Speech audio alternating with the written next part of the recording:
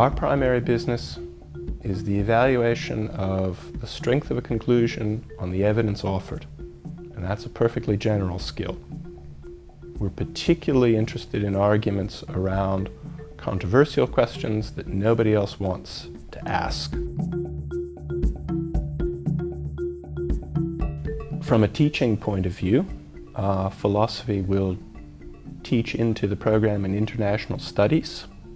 So we're doing subjects on the ethics of military conflict, what, if any, moral limitations are there on the use of armed force. This subject on justice and climate change is enormously popular. We also teach into a program around human rights theory. Some of our members of staff will actually do some lecturing in law, and we have strong research connections with law and jurisprudence.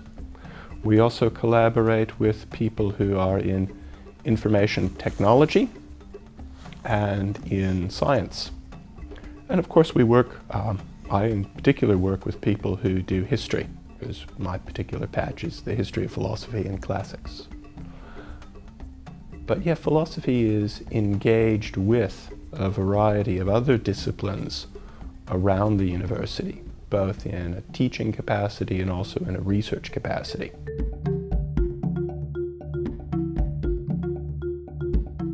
I hadn't confronted such clear thinking before, and it was quite a challenge. It took probably the first semester, the first class, for me to get used to the fact that I had to really think through my arguments clearly. And once I got my head around that part of it, it actually started slipping into place. But it was something that I hadn't been trained in high school, and I was really surprised. Yeah. It's almost ridiculous to me that, you know, in high schools and in every course we're not kind of taught to think critically. Most of the people that come up to university and do philosophy will not have done philosophy in school. And that's typically not an impediment. We make the assumption that most of our students have not encountered philosophical method or philosophical texts before. But it does take a student who's somewhat courageous, because if you're paying attention, sort of midway through your first semester, you're going to think, gosh, I don't know what to think. I came in being certain about a variety of different things, and now when I consider the complexities that I had previously ignored and I weigh up the arguments that I hadn't heard yet, I now don't have the certainty that I had before. And so you need students who will sort of back themselves and say, all right, look, I may not know what one ought to say here, but I'm going to develop an argument.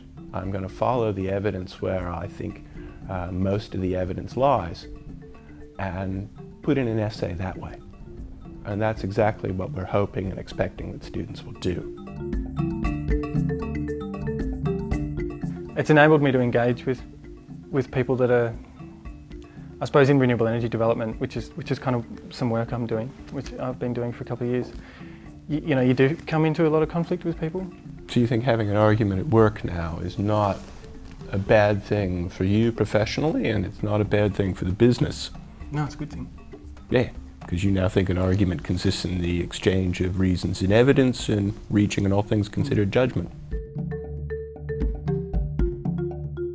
One of the things that I think it's beneficial about Monash in particular is that you have such a number of world-class researchers here.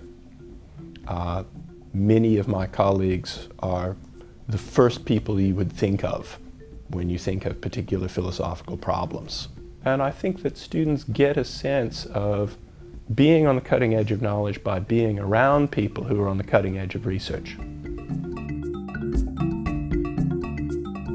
I mean, many people will think of university simply as preparation for a job.